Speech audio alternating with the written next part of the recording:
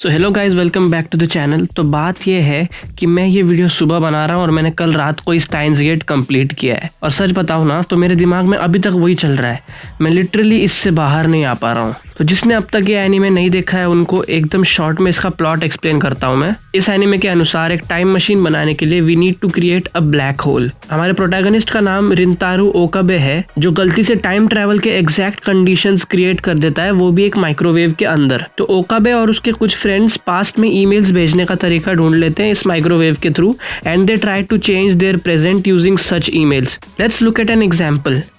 अगर मैं पास्ट में अपने आप को एक ईमेल भेजूं जिसमें मैं कहूं कि कुछ भी हो जाए स्टाइन्स गेट के बारे में वीडियो मत बनाना, तो मेरा पास्ट पर्सनालिटी उस ईमेल को पढ़कर इन्फ्लुएंस हो सकता है कि स्टाइन्स गेट के बारे में वीडियो नहीं बनानी है। मेरा पास्ट पर्सनालिटी उस ईमेल की बात सुनकर वीडियो नहीं बनाता है। That's how I can change the future of my self. तो ऐसे ही ओकाबे और उसके फ्रेंड्स कुछ ईमेल्स भेजते हैं, बट उससे सिर्फ उनका प्रेजेंट थोड़ा सा चेंज होने की जगह ओकाबे एक अलग ही टाइमलाइन में पहुंच जाता है जहां पर सबका प्रेजेंट उस ईमेल की वजह से स्लाइटली बदल चुका है। तो ओकाबे ऐसे ही अलग अलग ईमेल्स भेजकर वर्ल्ड के अलग अलग टाइमलाइंस में पहुंच जाता है और उसे इस बात का बिल्कुल आइडिया नहीं होता कि ये सब करने के कॉन्सिक्वेंसेस क्या होंगे। इतनी चीजें चेंज करने की वजह से अलग अलग अजीब अजीब चीजें होने लगती है, बहुत ड्रास्टिक चेंजेस हो जाते हैं ओकाबे की जिंदगी में। And then Okabe tries to fix everything using various techniques and that's what Steins Gate is all about.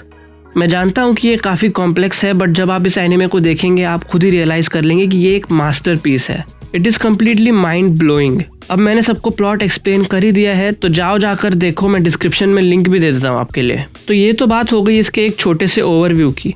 अब मैं शेयर करूँगा अपने थॉट्स इस एनीमे के बारे में। तो जिसने अब तक एनीमे नहीं देखा है पहले देख के आओ, अभी से ही स्पॉइलर वार्निंग दे रहा हूँ। आगे जो भी बोलूँगा उसमें मैसिव स्पॉयलर्स होंगे। तो अभी के लिए इस वीडियो को बंद करो और जाके एनीमे देख लो, फिर इस वीडियो को कंटिन्यू करना। Bye bye. अब जिसने स्टाइन्स गेट देख लिया है, let's talk about it now. जब ये एनीमे स्टार्ट हुआ था ना, लिटरली पहले के 10 एपिसोड्स तक कुछ भी कंप्लीटली क्लियर नहीं था, जैसे एफबी कौन है, जॉन टीटर कौन है, टाइम लैप्स क्या है, एटसेट्रा। बट देन एकदम से सब कुछ क्लियर होने लगा and that was completely astounding. मैं शुरुआत से ही एक्सपेक्ट कर रहा था कि एटलीस्ट जॉन टीटर को एक बार दिखाया जरूर जाएगा, बट आई नेवर एक्सपेक्टेड कि ये पार्ट टाइमर ही जॉन टीटर निकलेगी। That was totally unexpected.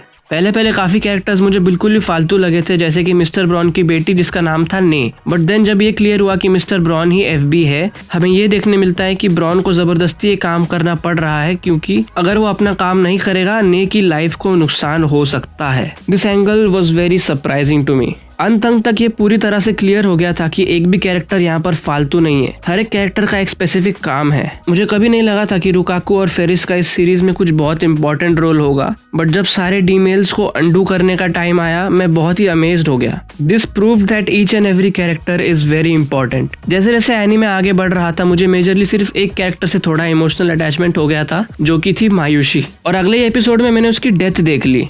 जब ओकाबे बार बार ट्राई कर रहा था मायूशी को बचाने का, बट वो किसी भी तरह से नहीं बच पा रही थी। I was really sad for Okabe as well as Mayushii. Okabe literally 3 हफ्ते तक ट्राई करता रहा मायूशी को बचाने का, और इस सब में ओकाबे और कुरिसु का भी एक अटैचमेंट सा बन चुका था। और ये सब के बाद फाइनली ओकाबे ये रियलाइज करता है कि अगर मायूशी को बचाना है तो कुरिसु को मरना होगा। सच बताऊं तो ये ख्याल मेरे दिमाग में पहले ही आ गया था जब सारे डीमेल्स को अंडू करने की बारी आई थी। आखिरकार ओकाबे मायूशी को बचाने में कामयाब हुआ, बट उसके लिए कुरिसु को जाना पड़ा। मैं बहुत ही अनसेटिस्फाइड था इस एंडिंग से। I really wanted him to figure out a way to save both of them. Then fortunately Suzuha, that is John Titor, came in with the time machine. I was like, finally we will get a perfect ending to this anime, and which was exactly what we got. I was very happy with the ending. Finally Kurisu and Mayushi both were saved. This is the best ending anyone would want out of this anime. बाकी चीज़ों के बारे में बात करूँ तो मुझे ये जानकर काफ़ी खुशी हुई थी कि Mayushi was the one who figures out that Daru is the father of Suzuha. It was something interesting for sure.